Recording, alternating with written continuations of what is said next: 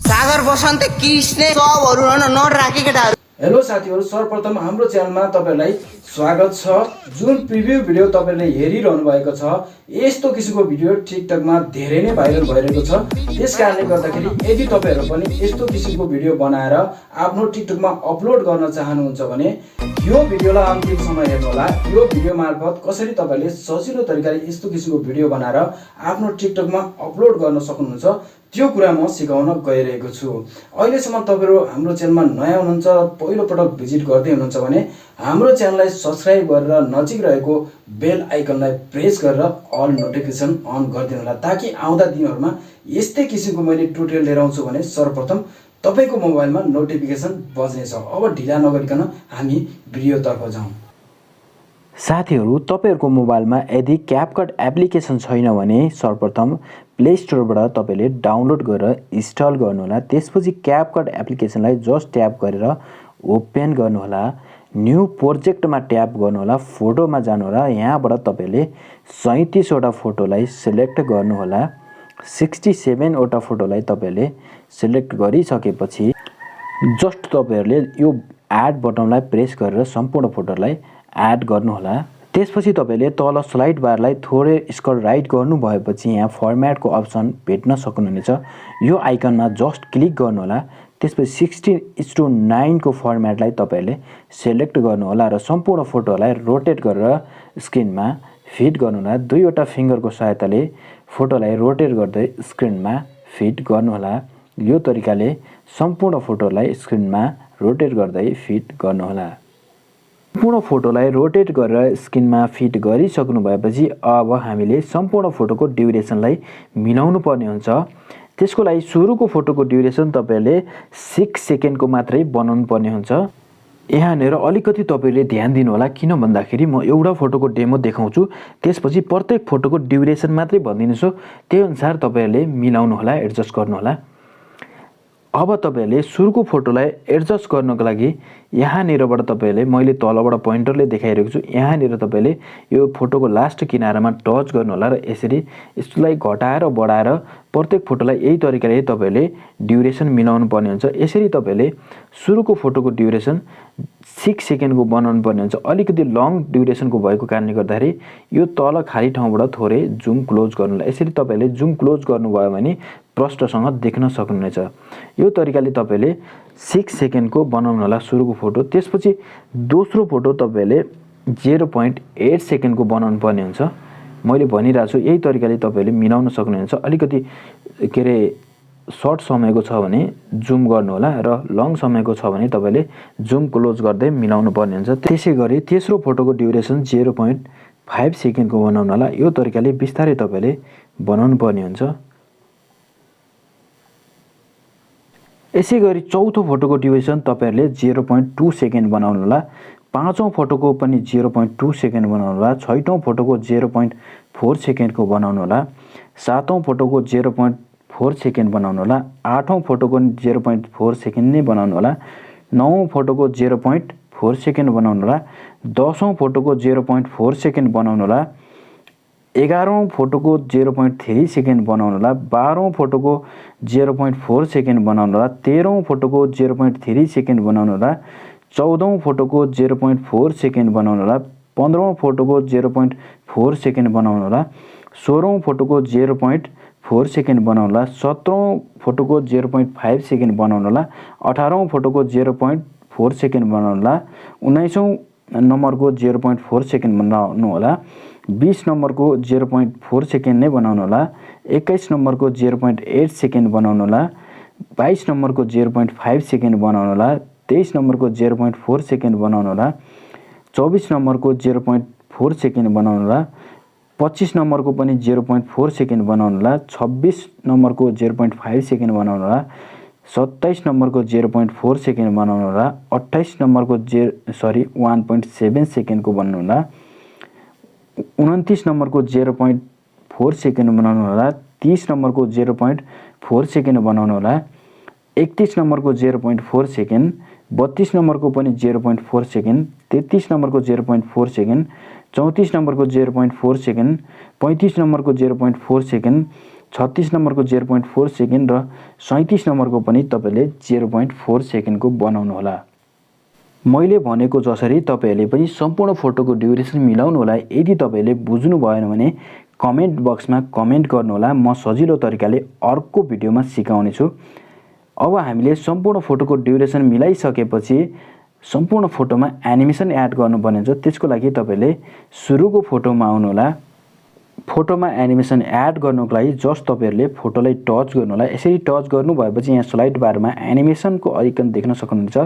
Just यो आइकनलाई click गर्नु होला, कम्बोमा जानु होला, थोरै राइट स्क्रल गर्नु भएपछि बाइसेक्यो एनिमेसन यहाँ तपाईँले भेट्नुहुनेछ, यहाँ रहेको छ। जस्ट यसलाई सिलेक्ट गरिदिनु होला। त्यसपछि तपाईँले दोस्रो फोटोलाई टच गर्नु होला। दोस्रो फोटोलाई टच गरिसकेपछि यहाँ तपाईँले पेन राइट एनिमेसन भेट्न सक्नुहुनेछ। जस्ट तपाईँले पेन राइट एनिमेसन एप्लाई गरिदिनु होला। तेस्रो फोटोलाई पनि तपाईँले पेन राइट एनिमेसन एप्लाई गरिदिनु होला। चौथो फोटोलाई पनि तपाईँले पेन राइट एनिमेसन एप्लाई गरिदिनु होला। पाँचौँ फोटोलाई पनि तपाईँले पेन ड्राइभ एनिमेसन एप्लाई गरिदिनु होला। यो तरिकाले तपाईँले 20 नम्बरको फोटोसम्मलाई पेन ड्राइभ एनिमेसन एप्लाई गरिदिनु होला। त्यसपछि 21 नम्बरको फोटोलाई तपाईँले बाइसेक्यो एनिमेसन एड गर्नु होला।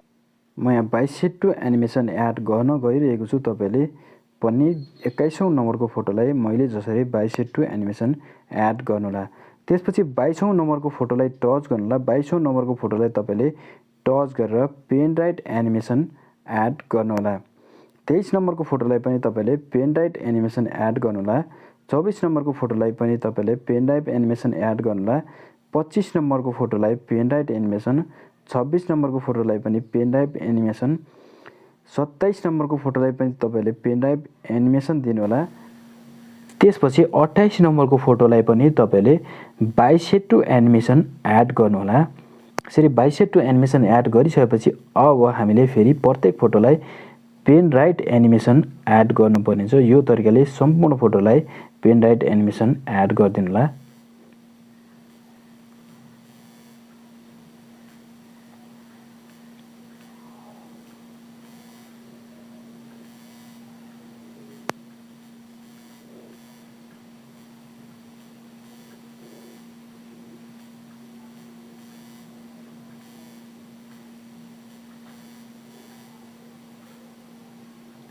सम्पूर्ण फोटोलाई तपाईँले एनिमेसन एड गरिसकेपछि जस्ट यो टिक मार्कलाई ओके गरिदिनु होला। त्यसपछि तपाईँले यो एरोलाई प्रेस गरेर ब्याक जानु होला। दुईचोटि प्रेस गरिसकेपछि पूर्ण रूपमा ब्याक हुनेछ। त्यसपछि तपाईँले सुरुको फोटोमा आउनु होला।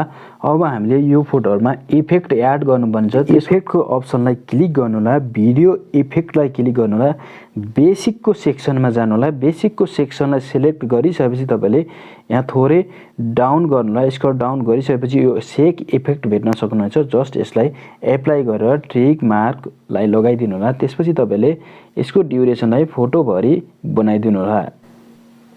अब तपाईँले यसमा फेरि मेटियर इफेक्ट एड गर्नुपर्ने हुन्छ। त्यसको लागि तपाईँले जस्ट यो एरोलाई दुईचोटि प्रेस गर्नु होला। दुईचोटि प्रेस गरेर तपाईँले फेरि यो इफेक्टको अप्सनलाई टच गर्नु होला। भिडियो इफेक्टमा जानु होला।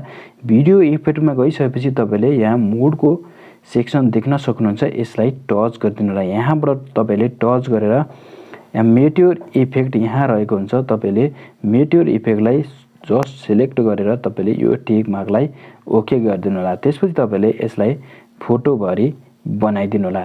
त्यसपछि यसलाई कपी गर्दै तपाईँले सम्पूर्ण फोटोको ड्युरेसन अनुसार मिलाउनु होला। यसरी मैले जसरी तपाईँले पनि सम्पूर्ण फोटोलाई फोटोमा कपी गर्दै एडजस्ट गर्दै तपाईँले फोटो अनुसारको ड्युरेसन अनुसार मिलाउनु होला।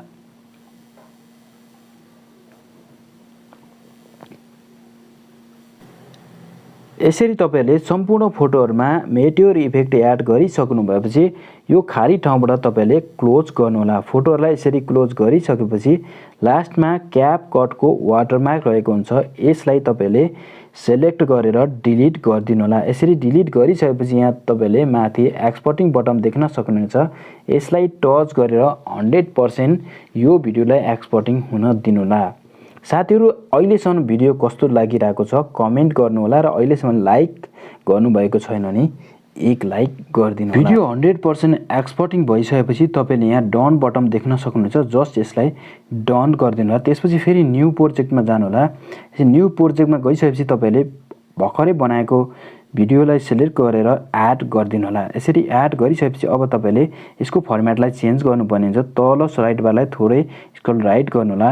यहाँ फर्मेटको अप्सन भेट्न सक्नुहुन्छ। यहाँ टच गरेर तपाईले 9:16 लाई सिलेक्ट गरिदिनु होला। त्यसपछि तपाईले भिडियोलाई रोटेट गरेर स्क्रिनमा फिट गर्नु होला। अहिले हाम्रो भिडियो तयार भइसकेको छ। अब हामीले यसमा साउन्ड एड गर्नुपर्ने हुन्छ। त्यसको लागि तपाईले यो बटनलाई एकचोटि प्रेस गर्नु होला। यसरी प्रेस गरिसकेपछि तपाईले यहाँ एड अडियोको अप्सन देख्न सक्नुहुन्छ। जस्ट यसलाई क्लिक गर्नु होला। एक्सट्र्याक्टमा जानु होला। एक्सट्र्याक्टमा गएर तपाईले माथि एल्बमलाई सिलेक्ट गर्नु होला। एल्बमलाई सिलेक्ट गरिसकेपछि यहाँ डाउनलोडको अप्सनमा जानु होला र यो भिडियोलाई सिलेक्ट गरेर तपाईले इम्पोर्ट साउन्ड अनलाई ओके गरिदिनु होला। यो भिडियोको लिंक म डिस्क्रिप्सनमा राखिदिन्छु। त्यहाँबाट तपाईले डाउनलोड गरेर यसको अडियोलाई मात्रै लिन सक्नुहुनेछ। अहिले हाम्रो भिडियोमा अडियो एड भइसकेको छ। तपाईले यहाँ देख्न सक्नुहुनेछ। त्यसपछि यहाँ तपाईहरु लास्टमा जानु होला। लास्टमा गएर तपाईले यहाँ बाँकी रहेको अडियोलाई फाल्दिनु होला। टच गरेर स्प्लिट गरेर बाँकी रहेको अडियोलाई डिलिट गरिदिनु होला। यहाँ लास्टमा क्यापकटको वाटरमार्क रहेको हुन्छ। यसलाई पनि सिलेक्ट गरेर तपाईले डिलिट गरिदिनु होला र यहाँ एक्सपोर्टिङको बटन माथि देख्नु भएको छ। यसलाई एक्सपोर्टिङ गरिदिनु होला। यो भिडियो 100% एक्सपोर्टिङ भइसकेपछि तपाईले डन बटनलाई डन गरिदिनु होला। यति गरिसकेपछि तपाईहरुको भिडियो ग्यालरीमा गएर सेभ हुनेछ। यो भिडियो कस्तो लाग्यो साथीहरु? तपाईलाई मन पर्यो भने साथीहरुलाई पनि शेयर गरिदिनु होला र अहिलेसम्म हाम्रो च्यानललाई तपाईले सब्स्क्राइब गर्नुभएको छैन भने च्यानललाई सब्स्क्राइब गरेर नजिक रहेको बेल आइकनलाई प्रेस गरिदिनु होला र बाँकी दिनमा कस्तो खालको भिडियो चाहिन्छ त्यो पनि कमेन्ट गरिदिनु होला। अहिलेलाई बाइ बाइ।